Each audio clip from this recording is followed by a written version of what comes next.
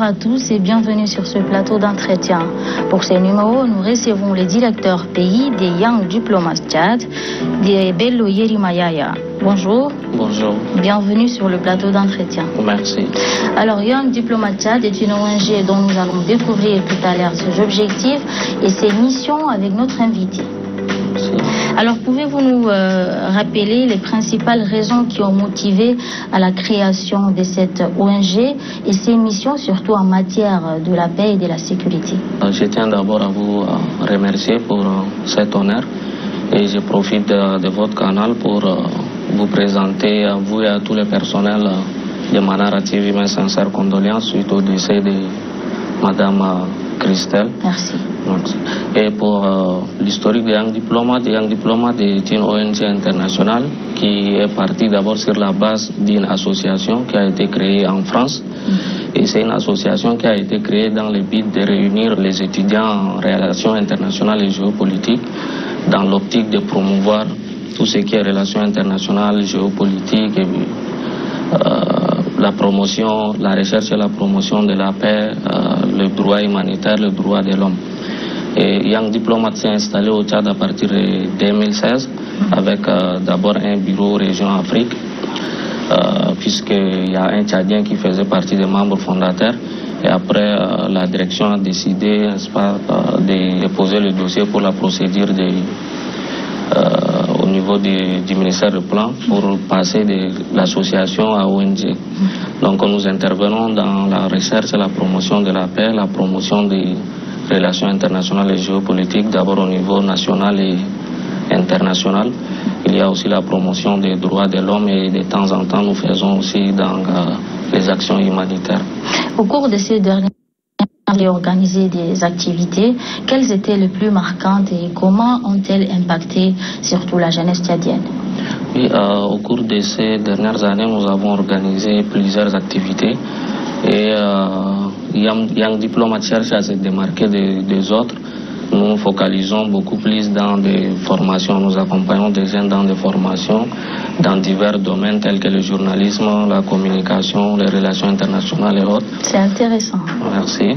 Et nous avons y amené des actions humanitaires en dotant quelques villages avec des forages d'eau, avec l'appui de nos partenaires. Et nous avons organisé plusieurs sensibilisations dans divers domaines, gestion et prévention des conflits et autres. Maintenant, parlons un peu du forum qui va se tenir le 16 novembre, voilà, et qui est déjà à sa 3e édition d'ailleurs. Quels sont les objectifs de ces forums et pourquoi le thème de cette année a été choisi comme l'immigration clandestine, la lutte contre l'immigration clandestine? Merci. Ce forum est une occasion pour nous de réunir les jeunes, nos autorités et autres en envie de trouver des solutions adéquates pour lutter contre certains maux. Ouais. Et comme vous l'avez ici mentionné, nous sommes à la 3e édition et cette année, le thème est déjà d'actualité parce que nous assistons au cas de décès et autres des jeunes qui cherchent à immigrer à la recherche d'une vie meilleure en quittant leur pays et qui mettent leur vie en péril. Nous nous sommes dit, bon, pourquoi pas organiser le forum cette année sur ces domaines-là pour trouver des solutions ou soit sensibiliser les jeunes à plutôt opter pour une migration ordonnée aussi au lieu d'aller sur le chemin de la migration clandestine dont nous connaissons tous les risques. Donc voilà, c'est un thème d'actualité. Nous assistons, bon, le pays est en train de se vider de sa substance. Si tout le monde quitte le pays, alors qui fera le travail à notre place? Justement, vous avez suggéré les actions de sensibilisation. Quelles actions concrètes que vous entendez mettre en place, surtout pour sensibiliser les jeunes sur les dangers de l'immigration clandestine? Merci. Juste après ce forum, il y aura un comité qui sera mis sur pied. Ce comité sera chargé d'organiser des assises avec les jeunes pour parler des risques liés à l'immigration clandestine, mais aussi des sensibilisations dans des établissements et autres, des lieux publics pour pouvoir amener les jeunes à prendre conscience des risques qui sont, n'est-ce pas, liés à l'immigration clandestine. L'un des sous-thèmes, surtout de ces forums qui sera organisé le 16 novembre, est comment vulgariser les mécanismes de lutte contre l'immigration clandestine, c'est ça? Et quelle stratégie vous envisagez pour que ces mécanismes ou bien ces jeunes s'en approprient de ces mécanismes? C'est une question aussi très pertinente. Déjà, quand nous parlons du mécanisme, il y a le pacte mondial pour l'immigration sûre, ordonnée et régulière, dont le Tchad aussi fait partie, qui a été mis sur place par l'OIM. Donc, à la fin de ce forum, nous allons nous rapprocher de l'OIM pour bénéficier d'un appui technique avec leur équipe. Afin que un probable partenaire. Donc nous allons maximiser les cas de sensibilisation, organiser des ateliers et pouvoir aussi, en commun accord avec nos autorités, vulgariser cela dans les autres villes du Tchad. Selon vous, vous avez choisi cet thème, c'est en guise des causes, bien sûr. Mais est-ce que vous pensez que c'est le manque d'opportunités qui est aujourd'hui la principale cause de l'immigration clandestine, ou bien il y a d'autres facteurs? Les facteurs principaux de l'immigration sont d'abord les changements climatiques. Il y a aussi le manque d'emploi, comme vous l'avez souligné, mais il y a aussi les facteurs sécuritaires qui poussent souvent les jeunes à quitter le pays à la recherche d'une vie sûre. Voilà. Ok. Et aujourd'hui, l'immigration présente surtout pour l'État tchadien un défi. Et selon vous, comment l'État peut-il mieux s'impliquer pour régler ces problèmes? Déjà, nous avons le ministère de la Sécurité publique et de l'immigration qui est là, qui est tout le temps appuyé par l'OIM et le ministère des Affaires étrangères quant au processus du retour volontaire des migrés. Bon, l'État devrait chercher à éradiquer ou à combattre les maux dont j'avais cité qui poussent les jeunes à quitter, le manque d'emploi, le changement climatique ou les facteurs sécuritaires. Donc l'État doit mettre un peu du paquet dans ces domaines-là, surtout la lutte contre le chômage des jeunes. Nous constatons que beaucoup plus de 80% des jeunes qui quittent les pays sont à la recherche d'emploi ou qui sont un peu découragés par le manque d'emploi au Tchad. Voilà. D'accord. Aujourd'hui, les attaques terroristes ont cesse de parler et le Tchad occupe une position vraiment stratégique en Afrique en matière de lutte contre le terrorisme. Et quelle est la place de la jeunesse dans ces contextes, surtout géopolitiques? Déjà, quand vous parlez de la géopolitique, je crois que c'est même la jeunesse qui fait cette force-là, parce que la population est composée en majoritaire de jeunes. Donc, je crois que la question du terrorisme ne concerne pas un parti politique ou c'est pas parce que tel n'a pas voté tel qu'il faut se désengager.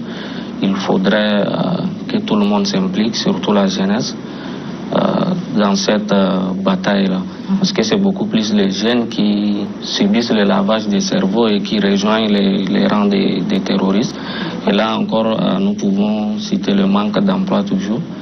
Mais avec les efforts qu'on est en train de voir par-ci et là, on espère que la jeunesse saura un jour jouer son rôle véritable dans cette lutte. Mais est-ce que la jeunesse a réellement cette chance-là de pouvoir jouer son rôle en tant que défenseur?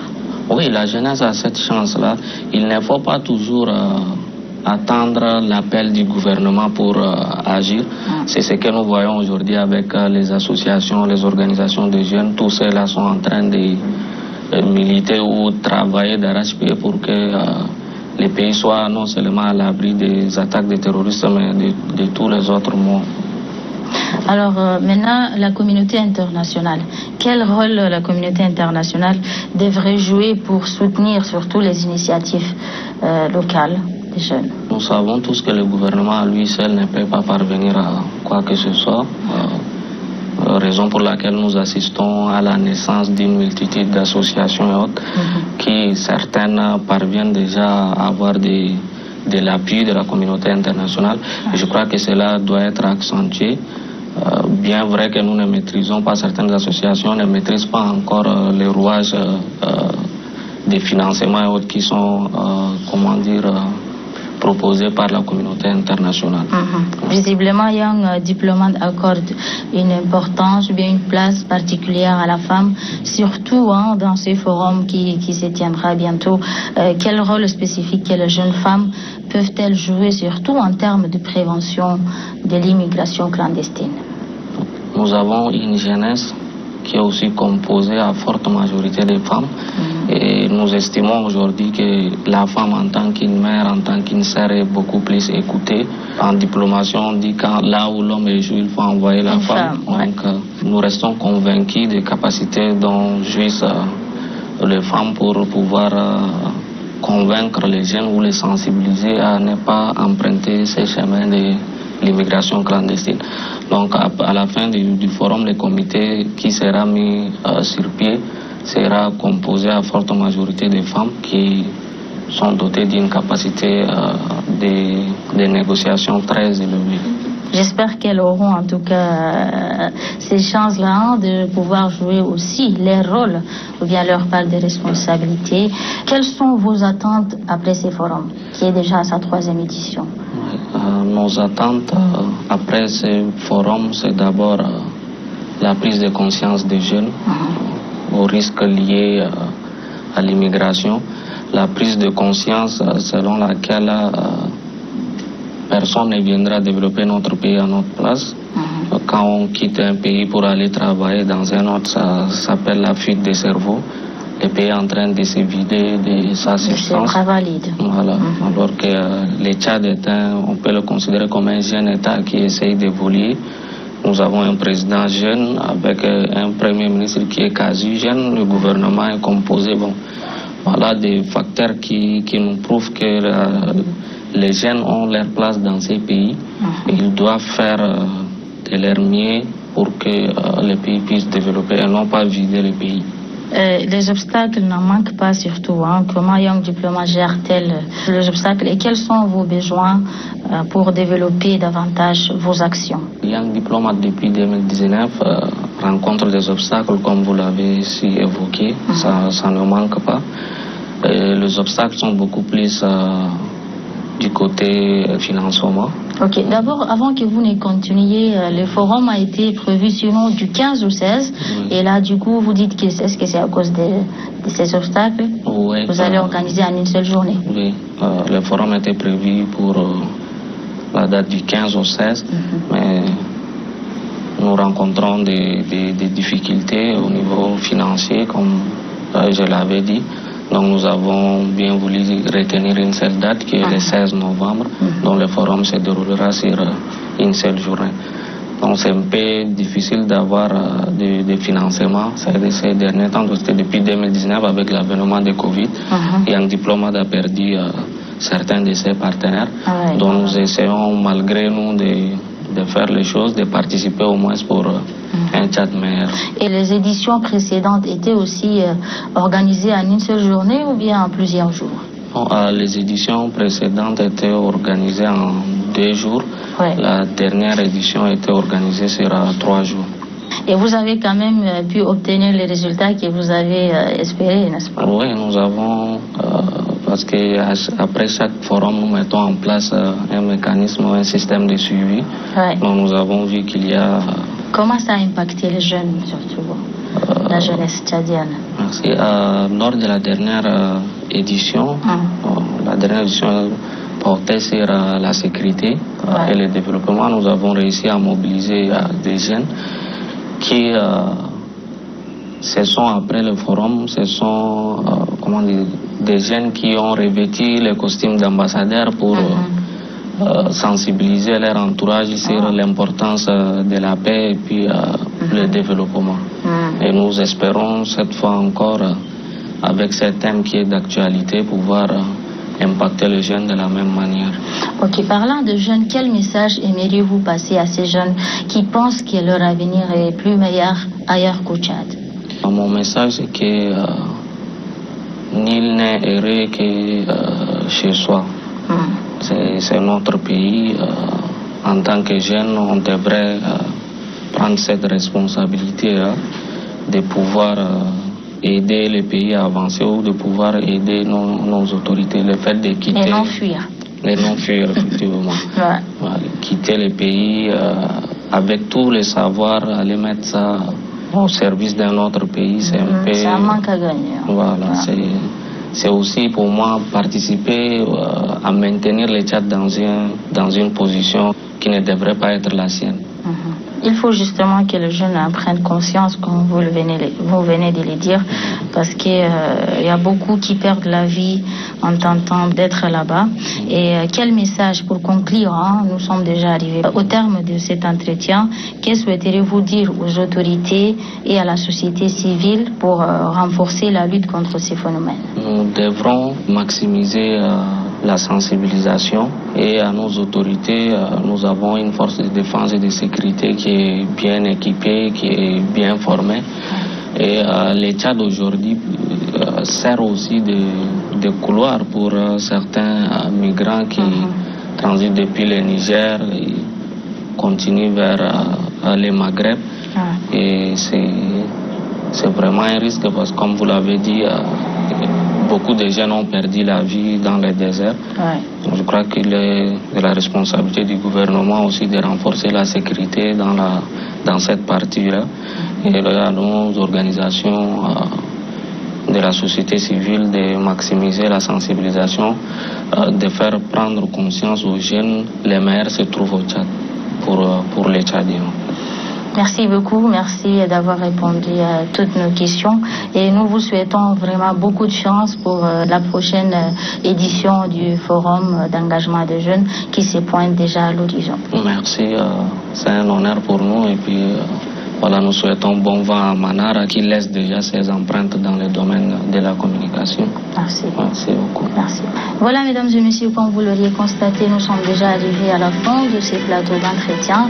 Nous avons reçu pour ce numéro Bello Yerimayaya, il est directeur pays des Young Diplomates Tchad. Merci à vous de nous avoir suivis et je vous donne rendez-vous à la prochaine fois. D'ici là, portez-vous bien.